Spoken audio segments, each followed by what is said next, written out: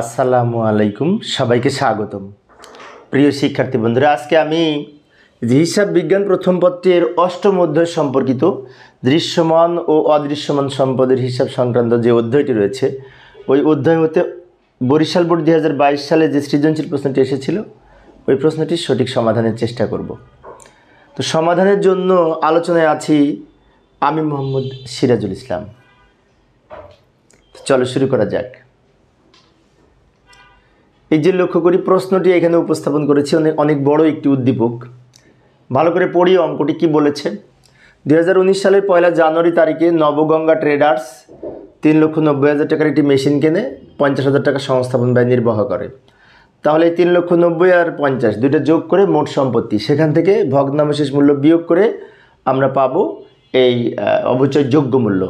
তাকে যদি 5 দিয়ে ভাগ করি তাহলে প্রতি বছরের অবচয় হবে, তাই না? সরলরৈখিক পদ্ধতিতে অবচয় ধার্য করতে বলেছে।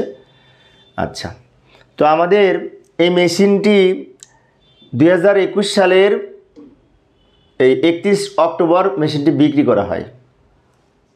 এই হচ্ছে অবস্থা, তথ্য। এখানে কিন্তু মেশিন বিক্রয় করেছে। ক নম্বরে বলেছে বিক্রয়জনিত মুনাফা কত। তো বিক্রয়জনিত মুনাফা নির্ণয় করার জন্য আমাদের এই যত টাকায় বিক্রি করেছে এইটা এবং অবচয় মোট ক্রয় মূল্য সব অ্যাডজাস্ট করে মুনাফা নির্ণয় করতে হবে। তো তার আগে আমাদের বিক্রয়জনিত লাভও হতে পারে, ক্ষতিও হতে পারে, তাই না? তো এই ক্ষেত্রে আমাদের অবচয়ের পরিমাণটা নির্ণয় করে নিতে হবে, কারণ এই বিক্রয়জনিত লাভ ক্ষতি, মেশিন যে বিক্রয় করলো, বিক্রি করলে লাভ হতে পারে, ক্ষতি হতে পারে, আবার নাও হতে পারে। তো লাভ হোক আর ক্ষতি হোক, যাই হোক না কেন, বের করার জন্য আমাদের অবচয়ের পরিমাণ বের করার প্রয়োজন হবে। তাই প্রথমে অবচয় বের করব গণনা করে। এই যে অবচয় বের করতেছি, এটা কিন্তু অতিরিক্ত, কারণ অবচয় না বের করলে আমাদের বিক্রয় মূল্য বিশেষ করে বের করার সময় অবচয় লাগবে। সেই জন্য অবচয় যদি বের করতে চাই, তো সরলরৈখিক পদ্ধতিতে অবচয় নির্ণয়ের সূত্র বার্ষিক অবচয় সমান উপরের সম্পত্তির মেশিনের মূল্য মাইনাস ভগ্নাবশেষ মূল্য, মানে আয়ুষ্কাল, তাই না? মেশিনের মূল্য হতে ভগ্নাবশেষ মূল্য বিয়োগ করব, আয়ুষ্কাল দিয়ে ভাগ করব। মেশিনের মূল্য এই যে 3,90,000 আর 50,000 যোগ করে 4,40,000 মেশিনের মূল্য, সেখান থেকে ভগ্নাবশেষ মূল্য 20,000 বিয়োগ করব। এই যে লক্ষ্য করি, এই যে 4,40,000 থেকে 20,000 বিয়োগ করে যেটা হবে তাকে আমরা ভাগ করব আয়ুষ্কাল দিয়ে। আয়ুষ্কাল এই যে 5 বছর, 5 বছর। তা এটা থেকে এটা বিয়োগ করে 4,20,000 হয়, তাকে যদি 5 দিয়ে ভাগ করি তাহলে আমরা এই টাকাটা পাবো, 84,000 টাকা। এখন সরলরৈখিক পদ্ধতিতে প্রতি বছরের অবচয় কিন্তু সমান হয়। সেজন্য আমরা বলতে পারি 2019 সালের অবচয় 84,000 টাকা এবং 2020 সালের অবচয়ও 84,000 টাকা। এখন মেশিন তো বিক্রি করেছে 2021 সালে, তাহলে 2021 সালেরও মেশিনের অবচয় নির্ণয় করার প্রয়োজন হবে। প্রশ্ন হচ্ছে 2021 সালের অবচয় কত হবে? 2021 সালের অবচয় কিন্তু 84,000 হবে না, একটু কম হবে। কারণটা কি? কারণ হচ্ছে এই যে 2021 সালের 31 অক্টোবর মেশিনটি বিক্রি করেছে, তার মানে কি জানুয়ারি থেকে শুরু করে 31 অক্টোবর পর্যন্ত মেশিনটি ব্যবসায় ছিল। যত দিন ছিল তত দিনের অবচয় হবে। তাহলে আমরা এখানে হিসেব করব যে এই যে বার্ষিক অবচয় পেয়েছি 84,000, এইটার উপর ভিত্তি করে, এটা তো 1 বছরের 12 মাসের, এটা যদি 12 মাসের হয় তাহলে 10 মাসের অবচয় কত হবে? এখন অনেকের মনে হতে পারে 10 মাস কেন হলো, তাই না? কারণ আমরা যদি জানুয়ারি থেকে January, February, March, April, May, June, July, August, September, October, এই যে অক্টোবর পর্যন্ত কিন্তু 10 মাস হচ্ছে, নভেম্বর, ডিসেম্বর বাদ। তাহলে 1 জানুয়ারি থেকে ডিসেম্বর, এই অক্টোবর 31 পর্যন্ত, অক্টোবর লাস্ট পর্যন্ত এই 10 মাস হচ্ছে। সেজন্য 10 মাসের অবচয় হবে 2021 সালে। তো 2021 সালে 10 মাসের অবচয় যদি হিসেব করি তাহলে আমরা এখানে কিভাবে লিখব? এই টাকাটা গুণ 10 ভাগ 12, এই 84,000 টাকা তো বার্ষিক, এইটাকে 10 দিয়ে গুণ করব, 12 দিয়ে ভাগ করব। 84,000কে 10 দিয়ে গুণ করলে 12 দিয়ে ভাগ করলে 70,000 টাকা হবে। তাহলে 2019 এবং 20 সালের অবচয় হচ্ছে 2019 এবং 20 মানে কি 2019 সালেরও 84,000, 2020 সালেরও অবচয় 84,000, আর 2021 সালের অবচয় হচ্ছে 70,000 টাকা 10 মাসের। তা আমরা অবচয় নির্ণয় করে নিলাম। এর ভিত্তিতে এবার বিক্রয়জনিত লাভ বা ক্ষতি নির্ণয় করব ক নাম্বারের। যাই, এই যে বিক্রয়জনিত লাভ ক্ষতি নির্ণয়ের জন্য এইভাবে ছক অঙ্কন করতে পারি। প্রথমে মেশিনের যত টাকায় কিনেছিলাম লিখব, মেশিনটি ক্রয় মূল্য কত, এই মেশিনের বিক্রয় মূল্য আগে লিখতে পারি, আবার ক্রয় মূল্য আগে লিখতে পারি। তো বিক্রয় মূল্যের উপর ভিত্তি করে লিখলে পরে আমাদের সহজ হবে অঙ্ক করাটা। আর যদি ক্রয় মূল্য আগে লিখি তাহলে পরে আবার বিক্রয় মূল্য থেকে আলাদা বিয়োগ করতে হবে। সেজন্য বিক্রয় মূল্যটা যদি আগে লিখি, কত টাকায় বিক্রি করেছে মেশিনটি? 3,20,000 টাকা, ওটা শেষের ঘরে লিখব। মেশিনটি বিক্রি করেছে 3,20,000 টাকা, এই যে প্রশ্ন দেওয়া আছে, এটা শেষের ঘরে লিখব। এখান থেকে বিয়োগ করব মেশিনের বহিমূল্য, মেশিনের বহিমূল্য, বুক ভ্যালু। মেশিনের বহিমূল্য নির্ণয়ের সূত্র হচ্ছে মোট সম্পদের ক্রয় মূল্য মাইনাস মোট পুঞ্জীভূত অবচয়ের সমষ্টি। লক্ষ্য করি মেশিনটি কিনেছি কত টাকায়? 3,90,000 আর সংস্থাপন ব্যয় 50,000, দুটো যোগ করে 4,40,000 মেশিনের ক্রয় মূল্য। ভালো করে লক্ষ্য করি, মেশিনের বিক্রয় মূল্য হতে আমরা বিয়োগ করব মেশিনের পুস্তক মূল্য। পুস্তক মূল্য মানে বহিমূল্য, আর বহিমূল্যটা আলাদা বের করে নিব এইখানে। কিভাবে বের করব? মেশিনের ক্রয় মূল্য লিখলাম, এটার সাথে আমরা এই 3 বছরের অবচয় বিয়োগ করব। আমি আবারও বলি, লক্ষ্য করি, পুঞ্জীভূত অবচয় 3 বছরের বিয়োগ করব। ওই যে কিছুক্ষণ আগে বের করলাম 2019 সালের 84,000 টাকা, 2020 সালের 84,000 টাকা এবং 2021 সালের 70,000 টাকা। এই তিনটা যোগ করে যা হবে সেটা হচ্ছে মোট পুঞ্জীভূত অবচয়ের সমষ্টি। 3 বছরের অবচয় আমরা এখানে যোগ করে নিলাম ব্র্যাকেটে। 2019 সালের 84,000 টাকা, 2020 সালের 84,000 টাকা, ওই যে কিছুক্ষণ আগে বের করে দেখিয়েছি, এবং 2021 সালের কিন্তু 10 বছরের অবচয় 70,000 টাকা, সব যোগ করে এখানে লিখব। এবার এইটা থেকে এটা বিয়োগ করে এখানে টাকা বসবে, যেটার নাম হচ্ছে মেশিনের পুস্তক মূল্য। ওইটা চাপায় রাখি এদিকে। ভালো করে লক্ষ্য করি, মেশিনটি আমি বিক্রি করলাম 3,20,000 টাকায়। ওই মেশিনের অবচয় বাদ দেওয়ার পর আসল মূল্য হচ্ছে, নিট মূল্য হচ্ছে 2,02,000 টাকা। কীভাবে পেলাম? এই মেশিনের মোট মূল্য থেকে 3 বছরের অবচয় বিয়োগ করে। এখন মেশিনের আসল মূল্য যদি হয় 2,02,000 টাকা আর বিক্রি করে যদি 3,20,000 টাকা, তাহলে কি লাভে বিক্রি করছি না? হ্যাঁ, লাভে বিক্রি করেছি, কিন্তু বিক্রয় মূল্য যদি বেশি হয় তাহলে লাভ হবে, আর এইটার চেয়ে উপরেটা যদি কম হয়, যদি মাইনাস হয়, তাহলে কিন্তু ক্ষতি হবে।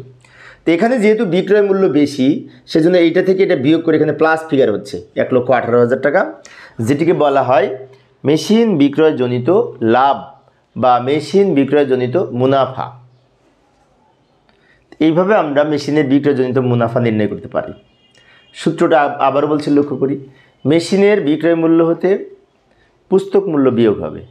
পুস্তক মূল্য, মেশিনের পুস্তক মূল্য মানে বহিমূল্য, আর পুস্তক মূল্য নির্ণয়ের নিয়ম হচ্ছে মেশিনের মোট ক্রয় মূল্য হতে পুঞ্জীভূত অবচয়ের পরিমাণ বিয়োগ করে যেটা সেটা বসবে। তারপরে এটা থেকে আসল পুস্তক মূল্য বিয়োগ করে এটা পেলাম। যেহেতু বিক্রয়ের পরিমাণ বেশি, সেজন্য বিক্রয়জনিত লাভ হয়েছে, মুনাফা হয়েছে। তো এইভাবে আমরা বিক্রয়জনিত লাভ বা ক্ষতির পরিমাণ নির্ণয় করতে পারি।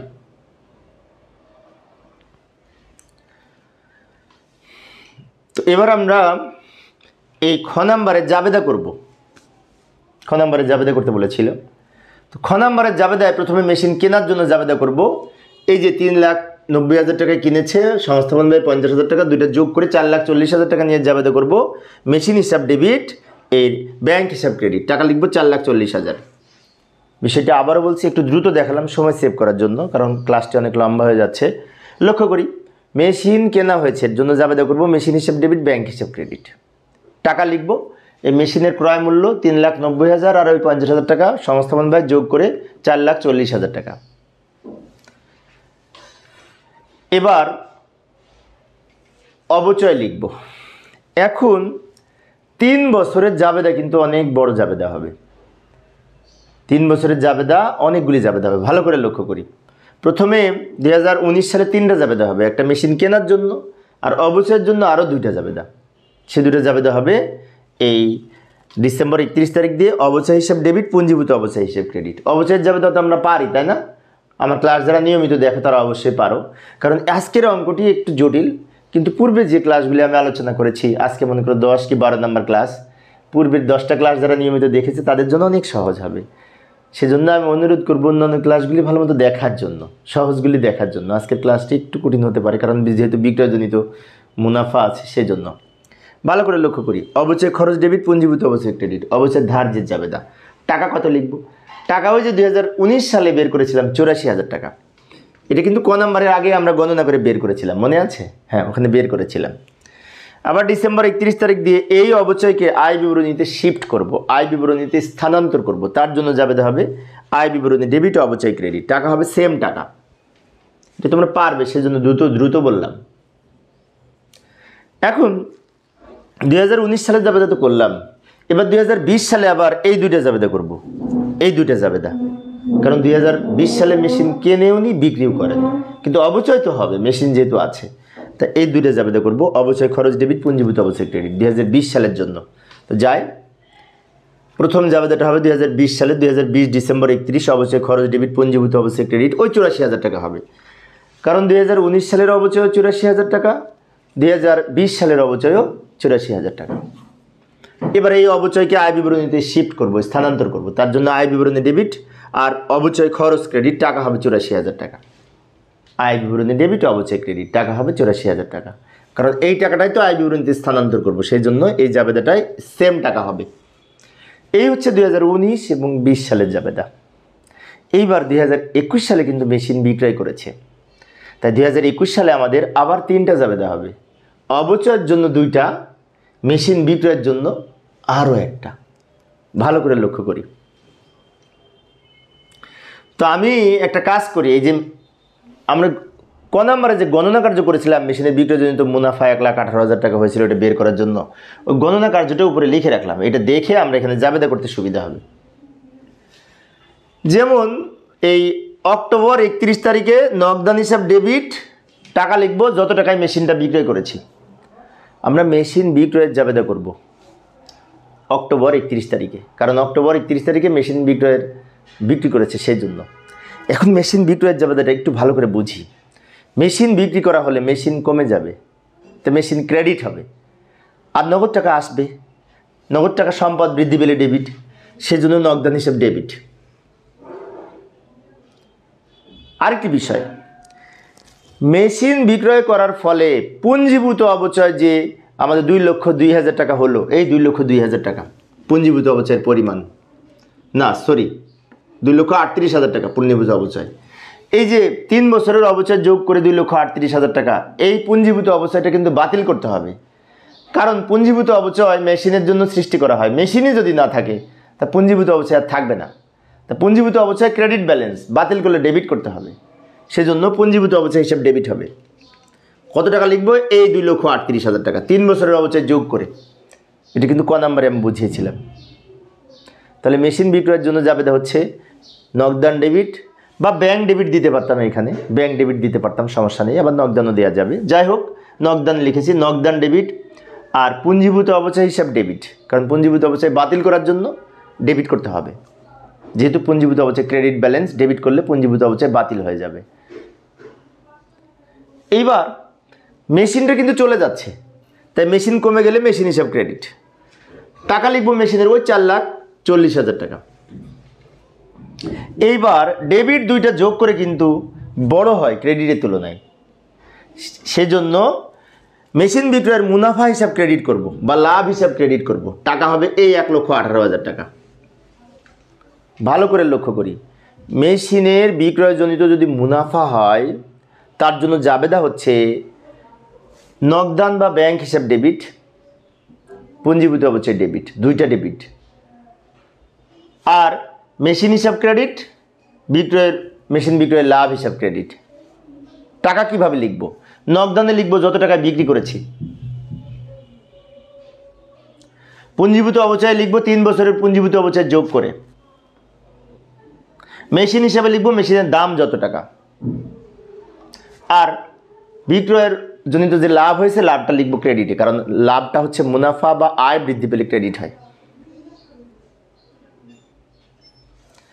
তো এই হচ্ছে মেশিন বিক্রয়জনিত জাবেদা। এখন এই যে অবচয়ের পরিমাণ হলো 70,000 টাকা, ওই 70,000 টাকার কিন্তু জাবেদা করা হয়নি, কারণ 2021 সালে ডিসেম্বর 31 তারিখ দিয়ে আমরা এই জাবেদাটা করব। অবচয়ের জন্য 2টা জাবেদা করব। একটা জাবেদা করব অবচয় ডেবিট, পুঞ্জীভূত অবচয় ক্রেডিট, টাকা হবে 70,000 টাকা। আর আরেকটা করব আয় বিবরণী ডেবিট আর অবচয় খরচ ক্রেডিট টাকা হবে 70,000 টাকা। তো এখন এই জাবেদাটা আগে করলেও হতো, কিন্তু আমরা পরে করেছি, যেহেতু তারিখের একটা ব্যাপার আছে, আয় বিবরণীতে স্থানান্তর করতে হয় ডিসেম্বর 31 তারিখ দিয়ে, সেজন্য। তো প্রিয় শিক্ষার্থী বন্ধুরা, এই ছিল আমার আজকের আলোচনার বিষয়। ও না, আরও গ নাম্বার আছে, তো শেষ করা যাবে না। তো যাই, গ নাম্বারে কী বলেছিল দেখি। মানে ক্লাসটা লম্বা হয়ে যাচ্ছে, তো শিক্ষার্থীদের বোরিং লাগতে পারে, কিন্তু যেহেতু অঙ্কটা একটু বড়, সেজন্য একটু সময় লাগছে, আমার নিজেরই বোরিং লাগছে, অনেক শিক্ষার্থী হয়তো বোরিং লাগতে পারে। তো যাই, সমাধান করে দিই, যেহেতু শুরু করেছি শেষটা করে দিই। গ নাম্বারে দুইটা খতিয়ান করতে বলেছি, একটা নগদান অবশ্যই খরচ হিসাব, আর আরেকটা হচ্ছে সম্ভবত মেশিন হিসাব। তো আমরা অবচয় খরচ হিসাবটা করি। অবচয় খরচ হিসাবেই জাবেদা দেখে করতে পারবো। একটু দ্রুত বলবো সময় সেভ করার জন্য, কারণ এই খতিয়ানটা অনেকেই পারবে। অবচয় খরচ এর জাবেদা হচ্ছে অবচয় খরচ ডেবিট পুঞ্জীভূত অবচয় ক্রেডিট। ওই জাবেদা দেখে দেখে আমরা করতে পারি। তাহলে অবচয় খরচের ডেবিটে টাকা লিখবো, নাম লিখবো পুঞ্জীভূত অবচয় লিখে ডেবিটে টাকা লিখবো 84,000 টাকা 2019 সালের। এই 84,000 টাকা ডেবিটে চলে যাবে। আবার অবচয় খরচ নিয়ে আরেকটা জাবেদা ছিল আয় বিবরণী। তাহলে এখানে আয় বিবরণী নাম লিখে, যেহেতু পরের জাবেদাটা ছিল আয় বিবরণী ডেবিট অবচয় ক্রেডিট, তো অবচয় ক্রেডিট দিকে টাকা লিখবো এই 84,000 টাকা। এটা বিয়োগ করে 0 হবে। 1 বছর হলো। আবার 2020 সালে অনুরূপ পুঞ্জীভূত অবচয় লিখে ডেবিট দিকে টাকা লিখবো 84,000, কেননা 2019 আর 20 সালে সেম টাকা আমরা দেখেছি। 84,000 টাকা ডেবিটে লিখবো। আবার আয় বিবরণী ডেবিট আর অবচয় খরচ ক্রেডিট, তো আয় বিবরণী নাম লিখে ক্রেডিট দিকে টাকা লিখবো, এটা থেকে বিয়োগ করে 0। আবার অবচয় সংক্রান্ত 2021 সালেও কিন্তু জাবেদা করেছি। তখন জাবেদা করেছি যে ওই সেম জাবেদা পুঞ্জীভূত অবচয় বলে আমরা ডেবিটে টাকা লিখবো, তো 70,000 টাকা লিখবো এইখানে কিন্তু, কারণ জাবেদায় আমরা 70,000 টাকা লিখেছি অবচয় খরচে, তাই না 2021 সালে। আয় বিবরণী বলে আবার আমরা 70,000 টাকা ক্রেডিটে লিখবো, এটা বিয়োগ করে 0। এগুলো যেহেতু পারি আমরা, সেজন্য একটু দ্রুত বললাম সময় সেভ করার জন্য। কারণ ওই যে আমি আবারও বলছি একটি বিষয়, এটি আমার 11 না 12 নম্বর ক্লাস। তো পূর্বের 10টা ক্লাস যারা নিয়মিত দেখেছে তাদের জন্য অনেক সহজ। তো এবার আমরা কি করব, এই মেশিন হিসাব প্রস্তুত করব। তো মেশিন হিসাবটা কিন্তু প্রস্তুত করার জন্য আমাদের এই যে আমাদের অঙ্কের সমাধান কিন্তু নিচের অংশটুকু, উপরে আমি নিয়ে এসে রাখলাম, এই জাবেদা দেখে আমাদের তোলার প্রয়োজন হবে। ওই যে 2021 সালে যে বিক্রয়ের জাবেদা করেছে ওটা নিয়ে আসলাম আমি, এটার দরকার হবে সেই জন্য। তো মেশিনের জন্য প্রথম জাবেদাটা কী ছিল মনে আছে? 2টা জাবেদা আনা সম্ভব হয়নি, কিন্তু যেটা কঠিন সেটা নিয়ে এসেছি। মেশিনের জন্য 2019 সালে জাবেদা করেছিলাম, অঙ্কে দেখেছি যে মেশিন হিসাব ডেবিট, ব্যাংক হিসাব ক্রেডিট।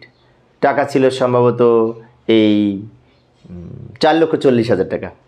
তাই আমরা এখানে মেশিন হিসাবের ডেবিট দিকে টাকা লিখব, নাম লিখব ব্যাংক হিসাব লিখে ডেবিট দিকে টাকা লিখব 4,40,000 টাকা। 4,40,000 টাকা আবার ডেবিট দিকে লিখব। পরবর্তীতে এই জাবেদা দেখি না, পরবর্তীতে 2020 সালে তো মেশিনটা থাকবে, তাই ব্যালেন্স বলে এই টাকাটা নিচে নামাই দিব। কেননা মেশিনটি বিক্রি করেছে 21 সালে, তাহলে 20 সালে তো মেশিন কেনেও নি, বিক্রিও করেনি, কিন্তু মেশিনটার তো আছে, সেজন্য ব্যালেন্স বলে টাকাটা লিখে দিব, এই টাকায় নিচে নামিয়ে দিব। এইবার 2021 সালে অক্টোবর তারিখে মেশিনটি বিক্রি করেছে, অক্টোবর 31 তারিখে। তাই লিখলাম 2021 অক্টোবর 31, এখানে নগদান হিসাব বলে লিখব যত টাকায় বিক্রি করেছে।